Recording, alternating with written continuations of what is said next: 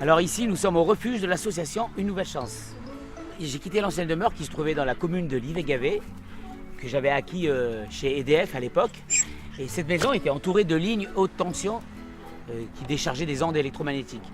Pendant des années, les chiens ont vécu normalement et au bout de 5-6 ans en arrière, j'ai commencé à avoir des cancers, des cas de cancer foudroyants. Et à la longue, j'ai perdu une quarantaine de chiens de cancer. Et notre salut, eh ben, c'était de déménager. Et donc j'ai trouvé ce lieu où ça fait 1 an qu'on y habite, les chiens et moi. J'ai eu beaucoup de gens qui m'ont aidé et les cagnottes ont permis de payer les frais de notaire, et les travaux de clôture, de portail, une partie de la maison, mais c'était pas assez. Et comme moi je suis ami depuis plus de 25 ans avec Brigitte Bardot, que je connais bien, eh ben, elle a voulu participer et en participant, on a pu acheter la maison. Et sans elle, j'aurais pas pu déménager et on peut dire qu'elle nous a sauvé la vie.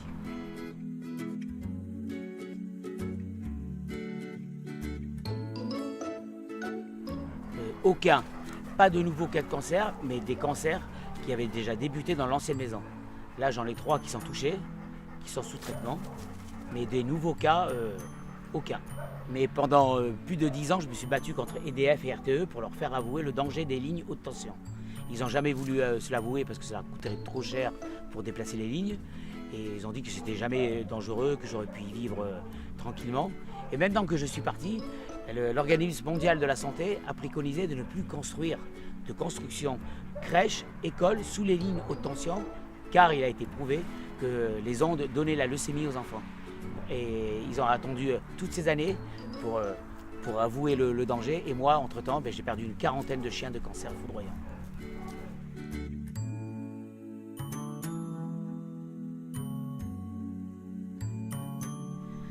Alors le bilan est plus que satisfaisant. En 20 ans, j'ai pu placer et sauver plus de 850 chiens. Des chiens trouvés devant la porte, des chiens abandonnés, des chiens qui traînaient dans les refuges aux alentours. Donc j'ai dépassé le quota, plus de 850 chiens.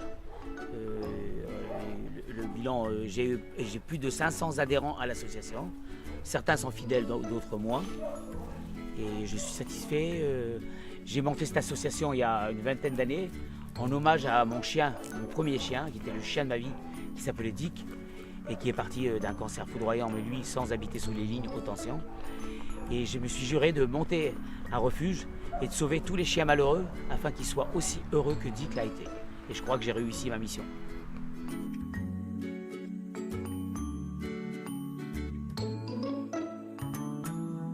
Alors l'association n'a pas de subvention, elle fonctionne uniquement par des dons, par des adhérents, par des sympathisants, et depuis des années. Et grâce à eux, j'ai acheté la maison et ils ont fait tourner l'association à Livet-Gavet et ici.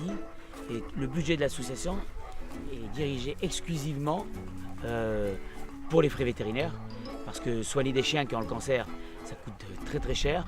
Radiothérapie en Suisse, chimiothérapie et tous les soins quotidiennement jusqu'à la fin de leur jour.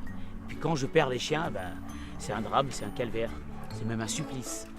Et comme moi, j'avais pas de maison à l'époque où je pouvais les enterrer, donc j'ai fait tous incinérer individuellement et j'ai gardé les cendres qui sont dans une pièce au-dessus de la maison. Et c'est un mausolée. Et toutes les urnes se trouvent là-haut et elles seront enterrées avec moi le jour où je disparaîtrai de cette terre aussi.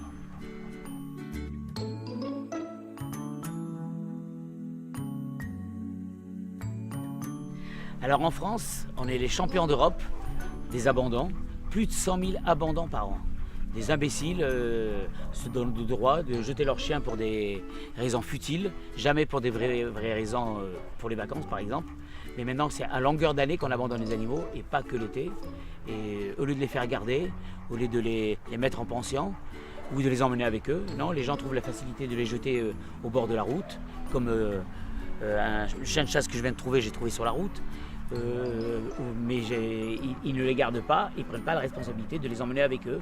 Comme pour les enfants, ils ne les emmènent pas. Ils emmènent les enfants, mais ils n'emmènent pas leur animal. Et après enquête, on s'est aperçu que la France est le 2e pays d'Europe où ils maltraitent le plus ces animaux après l'Espagne. Et ça, justement, on devrait avoir honte Mais comme les gouvernements ne font rien, les lois ne sont pas appliquées. Il y a des tortionnaires d'animaux en France qui travaillent à visage découvert sur les réseaux sociaux. Et jamais personne ne les arrête, et ben ça continuera. Voilà.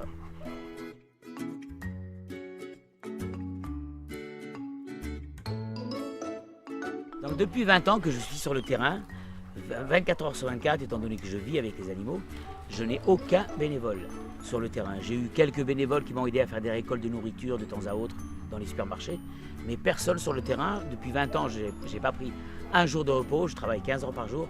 Et je lance un appel, franchement, s'il y a quelqu'un qui aime les chiens, qui pourrait venir m'aider à connaître la meute et me remplacer de temps à autre, pour que je puisse recharger mes accus, comme on dit.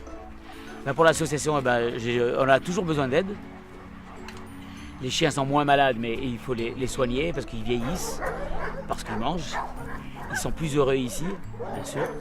Ici, ils mangent bien, ils sont bien nourris, ils vivent tous en liberté. Ils ne sont pas en cage comme dans un refuge traditionnel. Et ceux qui veulent nous aider, ils peuvent nous aider par un don mensuel ou une cotisation ou un don libre dans l'année. Parce que le nerf de la guerre, c'est l'argent. Et puis vous pouvez acheter ou mes livres que j'ai écrits, qui sont sur la boutique du site unenouvellechanse.org. Et on a toujours besoin de vous parce que vous êtes le carburant de l'association et moi j'en suis le moteur depuis 20 ans. Merci et joyeux anniversaire à Une Nouvelle Chance.